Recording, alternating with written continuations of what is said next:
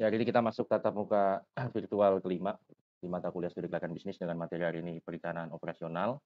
Ya, pembahasannya tidak terlalu banyak. Ya, ini saya tambahkan sedikit materi dari chapter atau pertemuan ke-9 yang nanti akan online karena berkaitan ya antara perencanaan operasional dan materi ke-9 itu kinerja non operasional, maaf kinerja non keuangan ya, kinerja non keuangan yang artinya adalah membahas aspek teknis dan produksi ya sehingga nanti akan sedikit saya gabungkan di materi kita malam hari ini. Oke, sebagaimana pengantar ya, bahwasanya perencanaan bagaimana kita tahu sudah belajar pengantar manajemen, bahkan prasyarat mata kuliah ini harus sudah lulus manajemen keuangan, manajemen pemasaran, SDM, dan juga operasional. Ya, bahwa perencanaan meliputi pengaturan tujuan dan mencari cara bagaimana untuk mencapai tujuan tersebut. Kemudian perencanaan telah dipertimbangkan sebagai fungsi utama manajemen dan meliputi segala sesuatu yang manajer kerjakan ya. Apalagi ini anak manajemen harus hafal POAC atau POLC gitu ya. Kemudian membuat keputusan biasanya menjadi bagian dari perencanaan karena setiap pilihan dibuat berdasarkan proses penyelesaian setiap rencana dan, perencanaan tentunya penting karena banyak berperan dalam menggerakkan fungsi manajemen yang lain.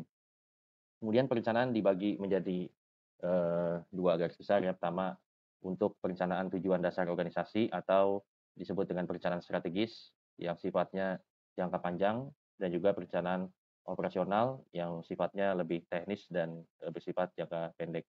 Kemudian perencanaan strategis adalah bentuk perencanaan dari jangka panjang atau jangka menengah yang dilakukan untuk menentukan tujuan dan sasaran strategis organisasi. Sedangkan yang operasional adalah penjabaran dari perencanaan strategis dalam jangka pendek yang umumnya mau target dan kegiatan yang akan dilaksanakan selama 1 tahun. Kemudian perencanaan operasional yang jangka pendek tadi merupakan penjabaran, dari perencanaan strategis tadi yang umumnya mencakup periode 1 tahun ataupun jangka pendek.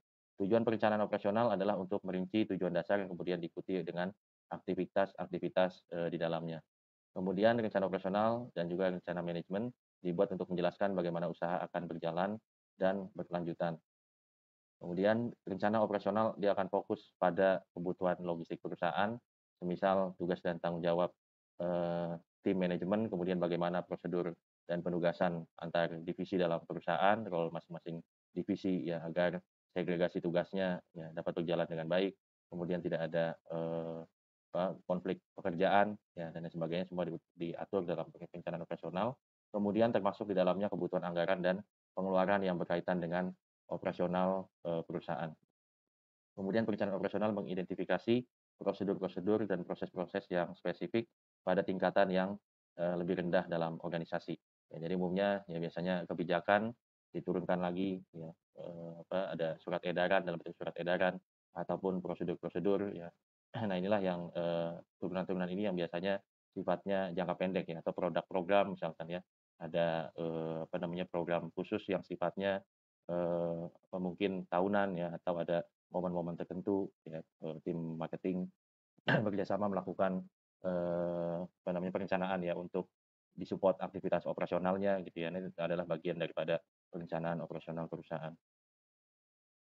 Ya, kemudian kalau dibagi ya berdasarkan fokus antara perencanaan operasional dan perencanaan strategis, ya sebagaimana perencanaan operasional tadi melihatnya lebih kepada, permasalahan yang sifatnya operasional yang jangka pendek, yang sifatnya harian atau, apa, menghadapi masalah-masalah yang sedang dihadapi saat ini. Kemudian kalau perencanaan strategis lebih melihatnya kepada, jangka panjang ya, eee, bagaimana perusahaan bisa melakukan development ya, bisa survive ya dalam menghadapi, berbagai macam tantangan bisnis saat ini. Kemudian objektif kalau perencanaan operasional adalah memikirkan keuntungan yang ada saat ini ya, yang dalam jangka waktu dekat tadi, 1 tahun, maksimal ya pikirkan 1 tahun ke depan. Kemudian untuk rencana strategis, ini jauh lebih panjang, tidak hanya sekedar profit, tapi bagaimana perusahaan bisa sustain, ya baik dari sisi profit itu sendiri, ya maupun dari sisi people ya, stakeholder di sekitarnya, dan juga, planet bahkan lingkungan ya di era-era saat ini.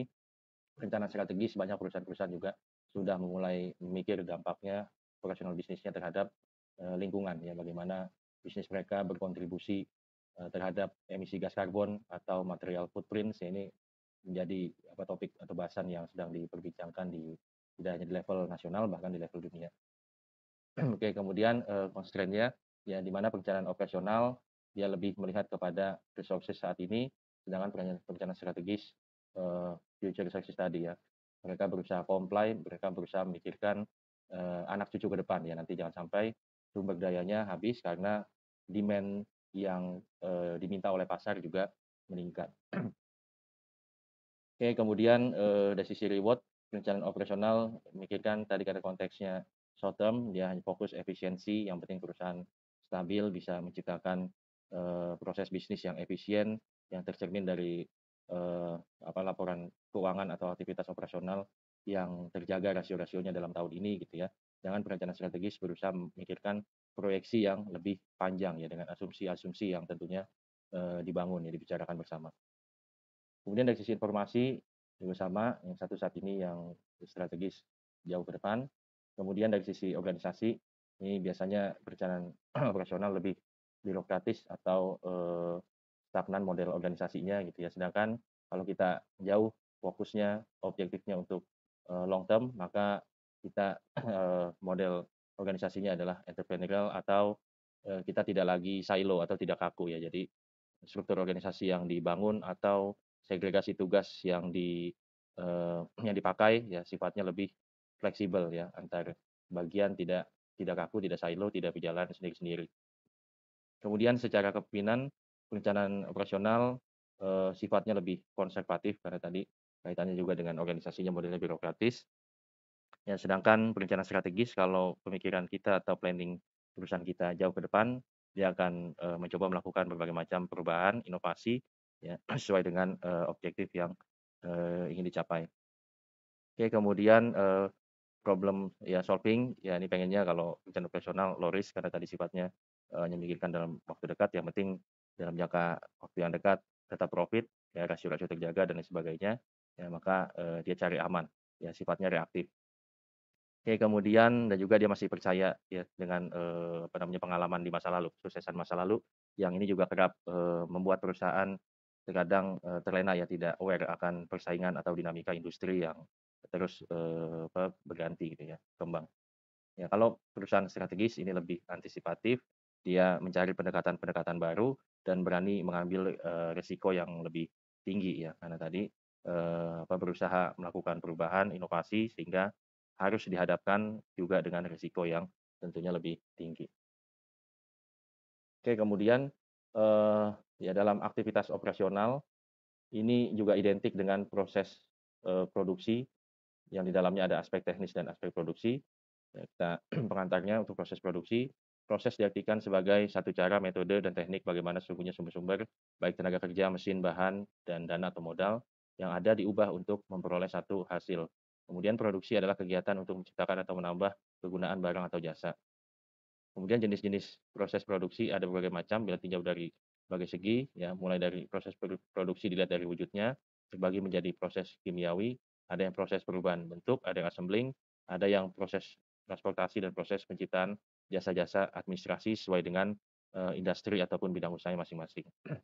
Kemudian proses produksi dilihat dari arus atau flow bahan mentah sampai menjadi produk akhir. Terbagi menjadi 2 yaitu proses produksi terus-menerus atau, continuous proses dan juga proses produksi yang, terputus-putus. Bagaimana juga di dalam proposal UAS mata kuliah studi keuangan bisnis, ya, itu juga ada aspek, teknis dan produksi yang dikerjakan.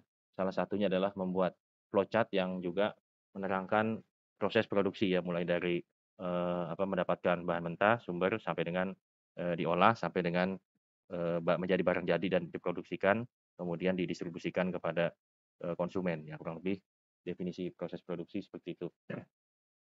Kemudian aspek teknis dan, produksi ini, ya keduanya saat ini seperti menjadi sebuah kesatuan ya. Kalau ngomongin aspek teknis ini erat kaitannya dengan untuk aspek produksi. Apalagi mungkin bayangan kita ini adalah perusahaan-perusahaan yang sifatnya atau bergerak di bidang manufacturing gitu ya. Kalau aspek teknis berarti ada kaitan dengan aspek produksi. Nah, untuk mengetahui kemampuan produksi, kualitas dan kuantitas satu bisnis, ya ini umumnya secara umum dibagi menjadi sektor besar, ya dalam kita melihat kacamata kita melihat aspek teknis dan produksi. Yang pertama ada sektor industri di mana analisis ya terhadap motivasi melakukan investasi, lokasi usaha, faktor-faktor produksi, proses produksi di dalamnya, kemudian realisasi dan rencana produksi, serta ciri khasnya ada AMDAL ya, analisis mengenai, dampak lingkungan ya. Kemudian ya berbeda lagi dengan sektor perdagangan atau kalau perusahaan trading ya yang kita lihat, yang kita analisis itu umumnya ya lebih sederhana yaitu analisis terhadap lokasi usaha, jenis komoditi apa yang dijual, kemudian pengadaannya seperti apa dan penyimpanan barangnya seperti apa treatment-nya. Ya, kemudian sektor jasa ya analisis terhadap lokasi usaha serta kemampuan teknis, suatu bisnis ya menjadi salah satu critical point adalah, lokasi usaha serta kemampuan sumber daya yang ada dalamnya khususnya kemampuan teknis daripada SDM atau karyawan dalam perusahaan jasa. Aspek teknis dan produksi secara definisi, aspek teknis adalah pengamatan satu bisnis dari segi fisik dan lingkungan agar usaha tersebut sehat dan produknya mampu bersaing di pasaran dengan masih memperoleh keuntungan yang memadai tentunya. Kemudian aspek produksi secara definisi adalah rangkaian operasional, gerak, dan inspeksi yang ditujukan untuk menyelesaikan satu aliran. Misalnya tadi ada flowchart ya, dari proses dari awal bahan mentah, kemudian jadi barang setengah jadi atau barang jadi, ya, atau menggambarkan progres dari nol sampai menjadi 100% dan lain sebagainya. Itu erat kaitannya dengan aspek, produksi. Di era ini kedua aspek ini menjadi satu kesatuan disebut dengan aspek teknis dan aspek produksi. Oke, kalau kita kaitkan dengan UAS, ya UAS kita yang sifatnya take home, membuat proposal bisnis, ya proposal bisnis kita remind kembali ini adalah analisis peluang sekaligus analisis risiko, ya di mana, ada trade off ya antara, eee, risk dan return gitu ya. Kaidah mengatakan bahwanya semakin, eee, tinggi ya risiko, ya maka return-nya juga akan semakin tinggi, begitu juga sebaliknya. Kemudian seluruh aspek yang dianalisis dalam proposal bisnis, termasuk analisa teknis di dalamnya bertujuan untuk mengidentifikasi potensi risiko yang akan dihadapi usaha tersebut dan mencari mitigasinya. Ya. Pada hakikatnya analisis teknis ini tidak hanya sekedar cerita pendek tentang flowchart tadi ya, tapi jauh lebih dari itu adalah bagaimana kita bisa mengidentifikasi potensi risiko yang dihadapi dalam setiap tahapan proses bisnis dalam, usaha untuk menghasilkan pendapatan ya. Oleh karena itu, kita harus paham pola usaha dari bisnis yang akan kita jalankan, apalagi tiap industri itu model produksinya itu beda ya, yang, manufacturing, ya yang perusahaan jasa, yang perusahaan trading gitu ya, itu, memiliki pola usaha dan, inherent risk, ya risiko yang melekat di dalam aktivitas operasional juga yang berbeda-beda. Oke, kemudian, pola usaha, ya pola usaha tadi, jadi di dalamnya ada identifikasi potensi risiko ya misalkan, proses dari pengadaan bahan mentah tadi, ya kemudian mungkin nggak langsung diolah ya masuk dulu gudang gitu ya. Nah itu sampai gudang itu ada resiko tersendiri. Kemudian keluar dari gudang siap produksi, masuk ke, mesin satu itu ada resiko tersendiri. Ya jadi bahan setengah jadi ada resiko tersendiri, diolah lagi menjadi bahan jadi, ada resiko sendiri sampai dengan dia siap jual, sampai dengan dia didistribusikan ke konsumen, semuanya ada namanya inherent risk. Jadi bagaimana proposal bisnis, aspek teknis tadi di dalamnya ada peluang untuk menghasilkan produk tadi, generating income tadi, sekaligus ada resiko yang melekat di dalamnya. Ya, jadi kalau nggak kita olah itu bahan baku, ya, ya maka nggak akan ada resiko. Ya, tapi kalau kita olah, otomatis resiko itu melekat, ada inherent yang namanya inherent risk. Jadi kita harus paham bahwasanya kepentingan memahami aspek teknis dan produksi ini, ya, erat juga kaitannya dengan memahami resiko-resiko yang apa yang ada di dalam bisnis kita.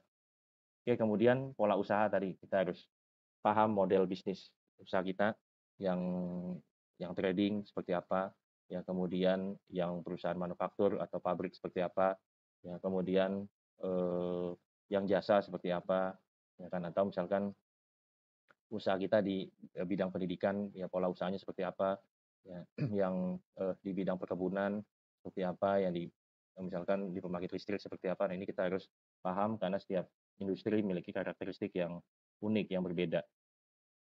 Oke, pada umumnya satu bisnis, baik yang ya industri perdagangan maupun jasa tadi, akan memiliki perbedaan waktu antara uang masuk dan uang keluar. Jadi, namanya usaha secara umum akan ada yang namanya, operational expenditure, ya atau, modal kerja, modal usaha gitu ya. Kalau usaha kita kuliner, ya mungkin kita pagi ngeluarin uang untuk beli ayam, beli, beli beras ya untuk diolah, beli cabai dan lain sebagainya gitu ya. Kita keluar, kita olah, kita masak siang hari, kita jual sampai malam misalkan ya. Itu bisa jadi generating income di hari yang sama, ya. Ya uang keluarnya pagi, uang masuknya di hari yang sama gitu ya. Tapi kalau bisnis kita mungkin, eee perdagangan besar ya, misalkan, kita supply, hijab katakanlah yang perdagangan menengah gitu ya, kita jual hijab itu ke pasar-pasar di Tanah Abang gitu ya. Nah mungkin itu nggak akan ya uang kita udah keluar, udah nyangkut di, buyer kita, customer kita ya, belum tentu di hari yang sama uangnya juga uang masuknya ada ya di hari yang sama.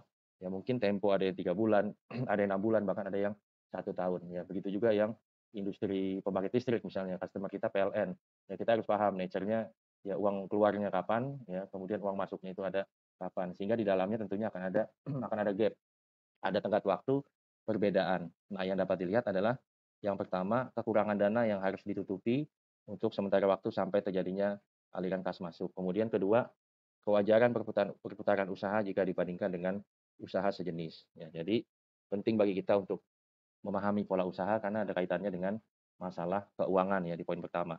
Ya, kita uang kita nyangkut di customer, ya barang udah di sana ternyata pembayarannya misalkan piutang sekian bulan. Nah, tentu untuk melakukan produksi berikutnya itu kita harus memikirkan ya dana yang untuk mengolah atau untuk beli bahan baku berikutnya itu dari mana kalau yang produksi pertama kita belum dibayar ya. Itu harus dipikirkan kurangan dananya dari mana. Ya apa dari perbankan ya atau ownernya masih ada modal, cadangan ya, atau dari pemegang saham, berbentuk utang pemegang saham ya, atau sumber pendanaan lainnya. Kemudian yang kedua yang dapat dilihat adalah kewajaran perputaran usahanya. Jadi tadi kalau kuliner mungkin dia cash basis 1 hari wajar ya, kalau warteg harusnya dia cash basis, nggak ada piutangnya gitu kan, karena, hampir semua tentunya bayarnya cash gitu kan. Jadi wajar kalau perputaran usahanya atau cash cycle-nya itu 1 hari misalkan ya. Tapi, akan menjadi tidak wajar kalau misalkan usaha kuliner yang, berbasis retail ya, yang seperti warteg ya ataupun, rumah makan gitu ya. Nah itu, cash cycle-nya misalkan 1 bulan ya kayak, tadi yang hijab ya 3 bulan, 6 bulan. Nah ini akan menjadi tidak wajar ya. Begitu juga sebaliknya, ya kalau perusahaan pembangkit listrik ada uang kas aliran harian, nah itu juga tentunya sebaliknya tidak wajar. Jadi pemahaman kita akan pola usaha, dia akan terefleksi atau akan bermanfaat pada ya kita memahami masalah pendanaan, yang kedua kita bisa memahami kewajaran perputaran usaha kita jika dibandingkan dengan pesaing atau usaha sejenis gitu ya. Ya kalau kelamaan juga aneh kan gitu ya kalau kita jual hijab ke Tanah Abang, kita supply hijab ke Tanah Abang, temponya 1 tahun gitu, ternyata teman kita jual ke pasar yang sama, itu ternyata cuma 1 bulan atau 2 bulan gitu ya. Nah ini juga menjadi tidak wajar, nanti kaitannya juga dengan yang nomor satu, ya cash flow-nya kita harus mikirnya berarti lebih ekstra kalau, perputaran usahanya juga lama. Oke, kalau istilahnya secara teori ada yang bilang SKAP atau siklus konversi aset perusahaan, ada yang bilangnya Asset Conversion Cycle atau ACC, ada juga yang menyebutnya dengan Trade Cycle. Ada juga yang menyebutnya dengan Cash Cycle ya. Jadi ya itu semua sama ya. Perputaran usaha dari uang kita keluar sampai dengan uang masuk lagi.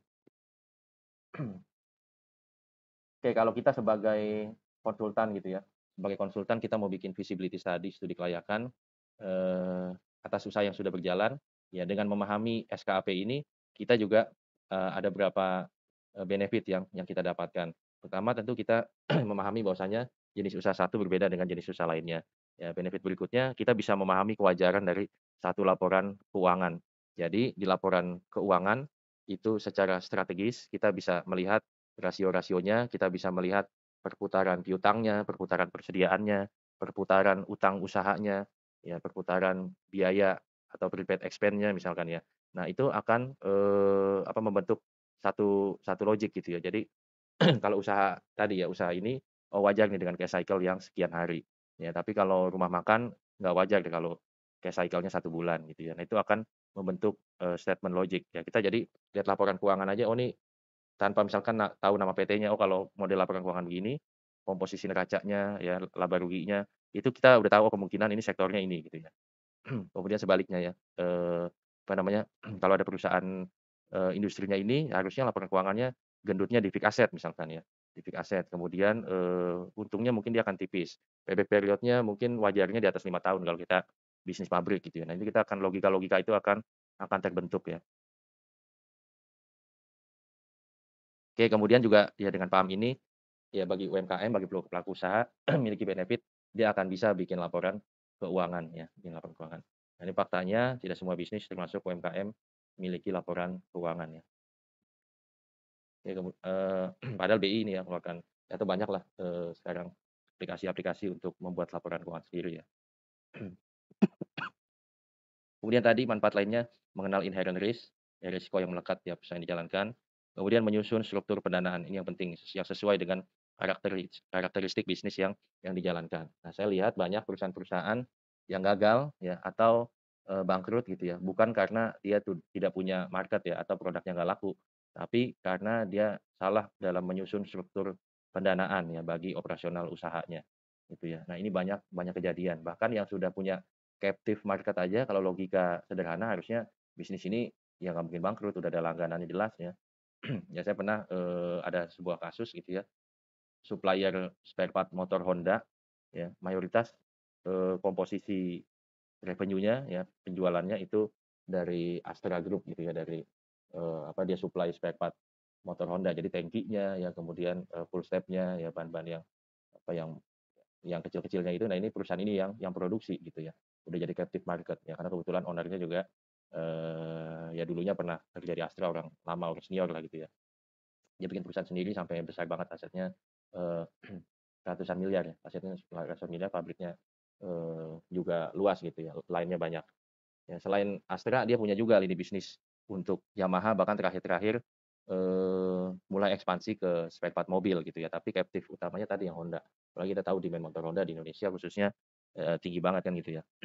Nah kalau logika bisnis ya kita lihat dari aspek pasar gitu ya, aspek pasar harusnya ini perusahaan untuk bangkrut kemungkinannya sangat-sangat kecil gitu ya, sangat-sangat kecil. Apalagi pembayaran Astra juga, cenderung wajar jangka waktunya dan normal gitu ya, jarang, molor lah. Mungkin kalau teman-teman dengar perusahaan-perusahaan BUMN karya gitu ya, nah itu kan banyak yang nggak dibayar lah segala macam ya. Ini beda dengan, customer-nya perusahaan ini gitu ya. Nah, tapi dalam perjalanannya akhirnya perusahaan ini juga bangkrut juga ya. Salah satu pelajaran yang bisa, saya ambil adalah, perusahaan ini isu manajemen ya, memang isu manajemen, eee, keturunan kedua nih, generasi kedua ya, generasi anak. Biasanya generasi anak masih sustain di cucu nih, mulai-mulai batuk kan gitu ya. Tapi ini di generasi anak, sudah kolaps gitu ya, karena struktur pendanaan yang salah. Jadi harusnya lebih spesifik sedikit ya. Jadi harusnya perusahaan membutuhkan modal kerja yang cepat ya gitu ya, yang jangka pendek gitu ya. Tapi dapat, pendanaan yang besar gitu ya, uang yang besar, tapi penggunaannya untuk jangka panjang. Jadi ada mismatch cash flow-nya. Ya, jadi kalau kita dapat sumber pendanaan jangka pendek, itu artinya harus dikembalikan dalam kurang dari waktu 1 tahun. Ya, harusnya 3 bulan, 6 bulan setelah Astra bayar, dia juga bayar, apa tadi, untuk menutup cash cycle tadi ya. Harusnya juga bisa bayar lunas tarik lagi gitu ya kalau di skema perbankannya gitu ya. Nah, tapi perusahaan ini atau anaknya mismanagement, ya agak bandel jadi dapat uang lebih gitu ya. Dia, jajan atau bikin lini bisnis baru suka-suka dia lah, ada bikin properti ya, bikin, eee, apa, pasukan inilah anak-anak bertato yang model-model begitulah. Jadi akhirnya itu kan ya, revenue-nya jangka jangka panjang ya. Properti itu bisnis jangka panjang, kemudian invest lagi di tempat lain jangka panjang. Sedangkan dia harus sumbernya adalah jangka pendek, penggunaannya jangka panjang ya, kalau istilah keuangannya gitu ya. Nah, maka ini terjadi yang namanya, mismatch cash flow atau posisi pincang ya keuangannya ya. Mungkin sekali, 2 kali, 3 kali ya masih bisa gali lubang tutup lubang gitu ya.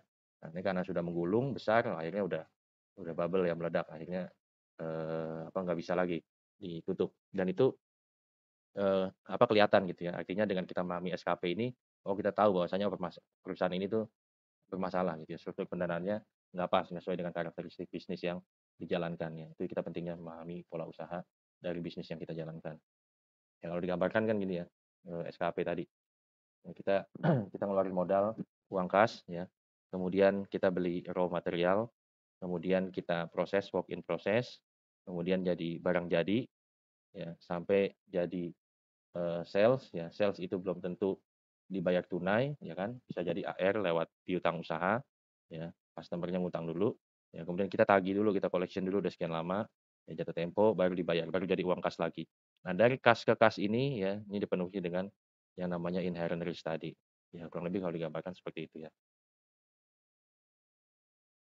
Oke, di antara yang harus diperhatikan ya pada, cash cycle ini adalah ya pada tahap suplai bahan baku tentunya bahan baku harus tersedia dan dapat diperoleh sesuai saat diperlukan, kemudian jumlahnya harus cukup, sumbernya dari supplier dengan tingkat keandalan yang baik, ya kemudian lokasi supplier juga harus diperhatikan, apakah ada pengaruh musiman atau tidak dari bahan baku yang kita perlukan, ya kemudian harga dari bahan baku, kemudian waktu penyerahan dari barang yang dipesan, ya kualitasnya tentunya, ya dan juga, distribusinya gitu ya, terhadap apakah gampang mengalami kerusakan dan lain sebagainya.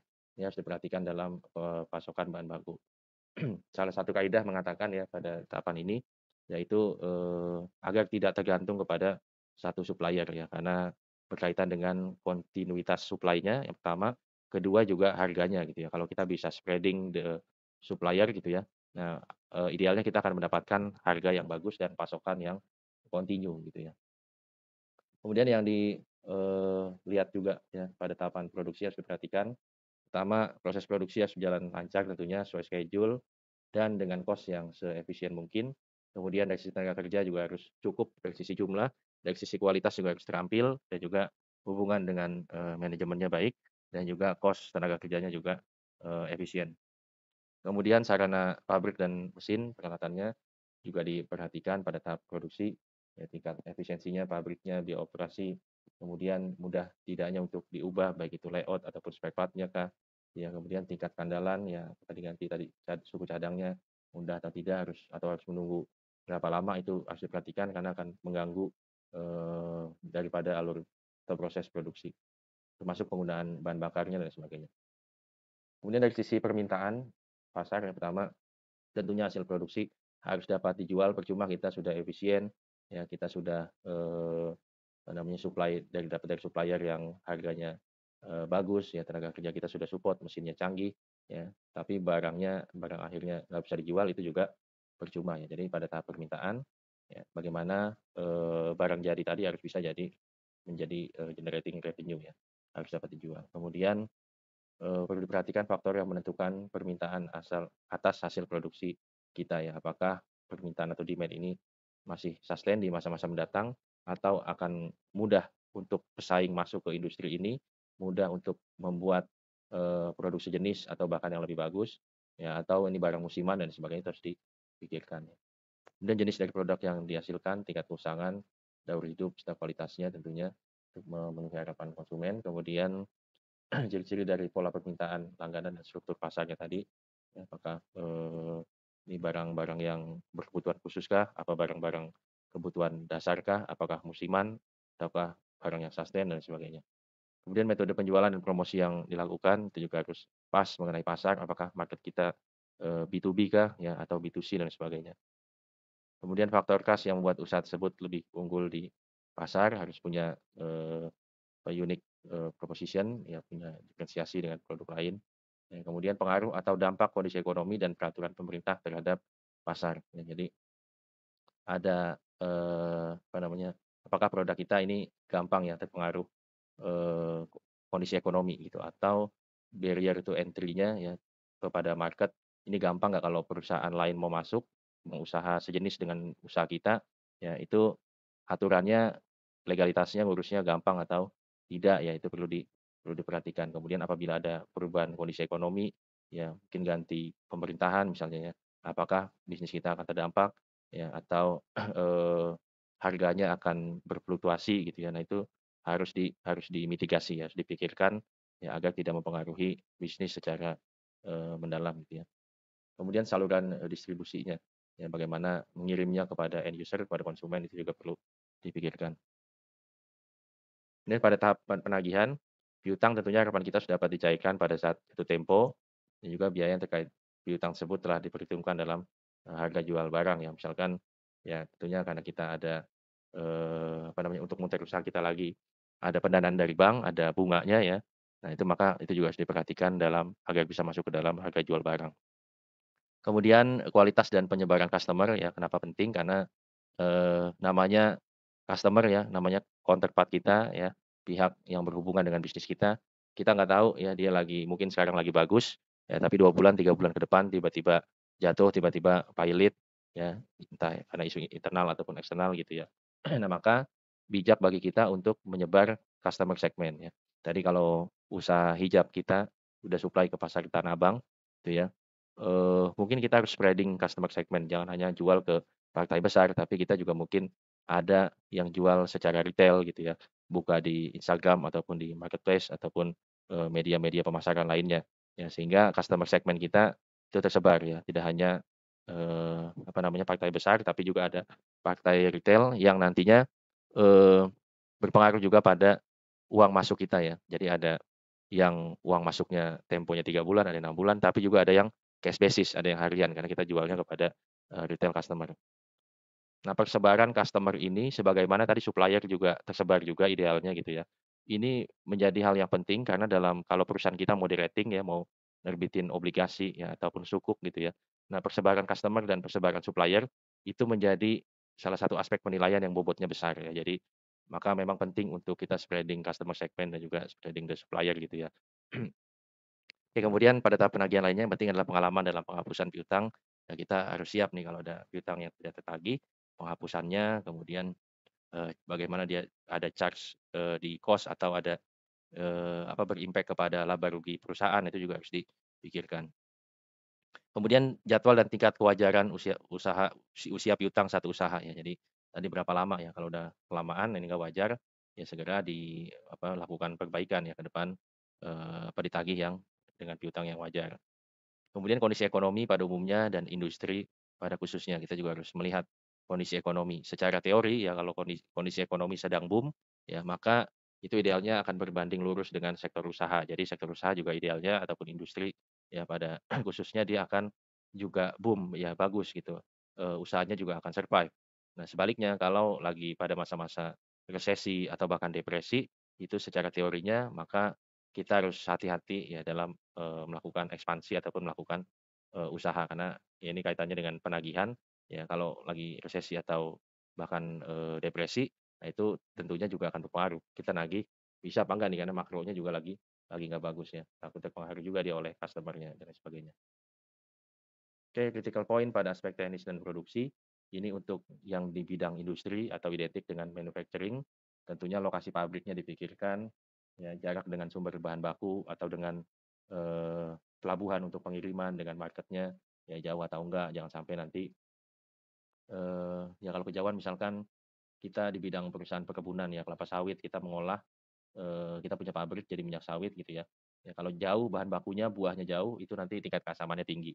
Ya begitu juga ya kalau pelabuhannya jauh, ya sama tingkat keasamannya tinggi, harga bisa turun, ya market nggak mau nyerap, suplai kita dan sebagainya, itu akan berpengaruh. Kemudian pengangkutan, transportasi ya, kemudian listriknya ya perhatikan dari mana sumbernya, ya apakah sudah masuk listrik atau biasanya ada, pembangkit lain gitu ya. Termasuk, BBM, batu bara ataupun, fasilitas, suplai power yang lain gitu ya, air, komunikasi, sinyal, ya, kemudian limbahnya harus dibawa kemana, treatment seperti apa terus dipikirkan.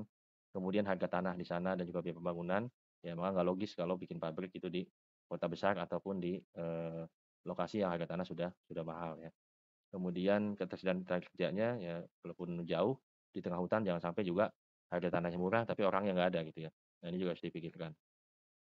Kemudian dari faktor produksi, mesin yang dimiliki, jumlahnya, jenisnya, kondisinya itu harus dipikirkan, kapasitas dan kemungkinan pengembangannya bisa di-extend atau enggak, gitu ya. Masih ada room-nya nggak, layout-nya masih memungkinkan nggak kita untuk extend, capacity gitu ya, itu harus dipikirkan juga. Kemudian umur teknis dan ekonomis, ya masa depresiasinya kalau mungkin kita beli mesin bekas, ya terus dipikirkan nilai sisanya, ya kemudian ya spare part-nya dan lain sebagainya ya.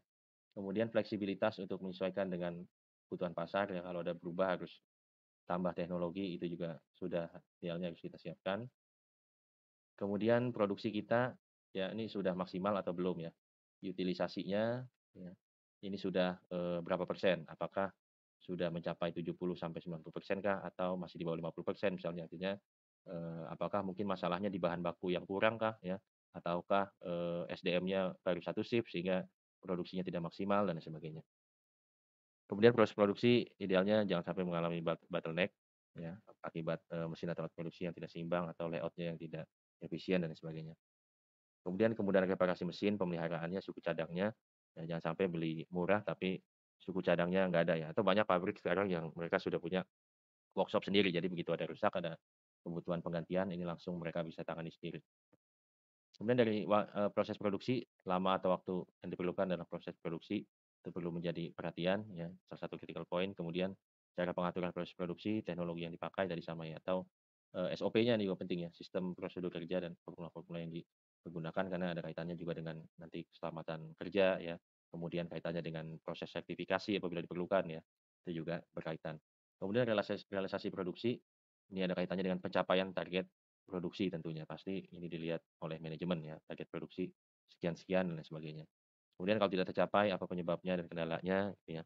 Kemudian, realisasi produksinya berapa nih, apakah dia sampai target ataukah tidak, ya itu juga perlu menjadi perhatian. Dan juga tingkat efisiensi biayanya, ya mungkin dari produksi, si produksi bagus ya, dari sisi harga juga misalkan bagus ya, jadi revenue maksimal. Tapi dari sisi biaya-biaya, dari sisi, COGS atau HPP-nya misalkan ini tinggi ya, maka gross profit ataupun keuntungannya ya menjadi tipis, nah itu juga nggak bagus ya.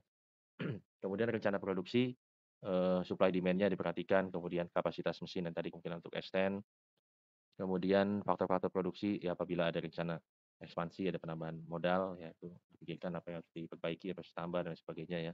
Kemudian AMDAL ini juga tentunya yang namanya bisnis tidak hanya memperhatikan profit ya, tapi juga lingkungannya harus comply terhadap peraturan pemerintah. Ya ada UPL, UKL ya biasanya di bisnis yang berbasis industri ya. Kemudian pencemarannya ya, masalah limbahnya, masyarakat sekitar, itu biasanya sering jadi, polemik ya. Kemudian untuk yang di bidang trading ya, critical point-nya lokasi usaha, yang pertama yaitu kemudahan dan kelancaran jalur distribusi barang, kemudian ketersediaan atau kemudahan pengangkutan atau transportasi sama ya, kemudian ketersediaan fasilitas powernya, kemudian tenaga kerjanya juga sama. Kemudian poin yang kedua ada jenis komoditinya, baik kualitas maupun kuantitas komoditi yang diperdagangkan, ya termasuk jenis komoditi apa yang akan diperdagangkan. Kemudian pengadaan barangnya, kemudahan dalam pengadaan komoditi tersebut. Ya, nah ini biasanya apabila ada permintaan pasar yang tiba-tiba melonjak, nah itu harus dipikirkan masalah supply-nya tadi ya, maka, jangan tergantung dengan satu atau 2 supplier saja. Kemudian sumber barangnya lokal atau impor itu juga perlu menjadi critical point karena nanti berkaitan dengan, banyak hal ya, baik regulasi ataupun dari sisi term of payment-nya ya dan lain sebagainya. Kemudian jumlah supplier dari kanan tadi dan bonafiditasnya upayakan memiliki lebih dari satu supplier. Selain kita spreading supplier ini ya, kita punya rekanan supplier yang banyak, yang lebih dari satu, kita juga perlu memperhatikan bonafiditasnya gitu ya. Karena kalau, bonafiditasnya tidak dipikirkan, maka kita akan khawatir dengan kontinuitas supply-nya gitu ya. Ya kalau ya jangan-jangan ya toko ini bulan depan bangkrut nih karena nggak bonafit tuh. Karena kalau kita intip-intip laporan keuangannya, ya udah mulai rugi tuh, atau arus kasnya udah mulai megap-megap tuh. Apalagi misalkan perusahaannya listed ya, public company, bisa diakses laporan keuangannya. Nah ini juga secara berkala atau, ya sesekali kita perlu ngeliatin gitu ya bonafiditasnya. Kemudian penyimpanan barang, ya biasanya, perusahaan trading itu juga banyak yang nyetok ya, harus disimpan barangnya. Ya apakah dipikirkan, apakah punya gudang sendiri ataukah harus sewa, ya jangka waktunya, harga, peraturan dan sebagainya. Teknik penyimpanan komoditasnya juga, harus dipikirkan, tata letaknya, apakah nanti dia bisa rusak kah, atau rawan kebakaran, kecurian dan sebagainya perlu dimitigasi. Kemudian dari sisi realisasi penjualan tentunya akan ada target penjualan, kemudian juga penyebab dan kendala apabila target penjualan tadi tidak tercapai ya, kemudian realisasinya berapa penjualannya. Kemudian rencana pembelian, ya peluang pasar atau permintaan konsumen, past performance juga itu bisa menjadi salah satu pijakan bagi kita ya untuk membuat perencanaan ya, untuk membuat, proyeksi ke depan. Kemudian, kapasitas gudang atau tempat usaha dan juga kesesuaian dengan jenis komoditi yang, diperdagangkan. Kemudian critical point pada jasa, yang pertama jenis jasa, tentunya jenisnya apa, apakah dia di bidang pendidikan atau kesehatan dan sebagainya. Kemudian sektornya mudah jenuh atau tidak ya, pesaing mudah masuk atau sulit, atau sifatnya umum atau khusus gitu ya. Ya kalau jasa pendidikan, oh udah ini ya semakin berkembang, ada yang online misalkan ya. Tapi kalau, sekolah dasar gitu ya, nah itu misalkan ya sekolah formal kelihatannya masih akan diwajibkan, ya berarti itu termasuk sektor yang tidak mudah, jenuh ya. Kemudian dari sisi persaingan gimana perizinannya, apakah mudah bagi pesaing untuk masuk, ya apakah dengan modal kecil, ya pemain-pemain baru bisa masuk ya atau seperti apa, nah itu perlu diperhatikan. Begitu juga di jasa kesehatan, ya mau buat rumah sakit ya tipe A, tipe B, tipe C itu juga, harus dilihat syaratnya, kemudian, apa namanya, fasilitasnya itu berbeda gitu ya. Kemudian lokasi usaha, Ini sama kurang lebih ya, jauh terdekat dari konsumen, bahkan ini harus dikuantifikasi dalam jarak karena, related ya jasa dengan konsumen atau orangnya secara langsung. Kemudian lokasi usaha ya sesuai peruntukan atau tidak ya, misalkan jangan di perumahan ya karena tidak sesuai peruntukan dan sebagainya. Kemudian sarana pendukung after sales service-nya diperhatikan, sarana transportasi dan komunikasi, kemudian SDM-nya lagi-lagi terhadap lokasi usaha ya, ada atau enggak ya. Kemudian realisasi usahanya ya, kita cek omsetnya atau revenue-nya naik atau turun ya, berapa persen kalau naik, berapa persen kalau turun. Kemudian realisasinya kita, lawankan ya dengan kemampuan dan kapasitas atau size yang kita miliki saat ini gitu ya. Kemudian ketepatan dan kecepatan pelayanan dan juga, keluhan konsumen itu juga menjadi critical point dalam, usaha di bidang jasa. Oke itu, materi kita di temuan kelima di mata kuliah studi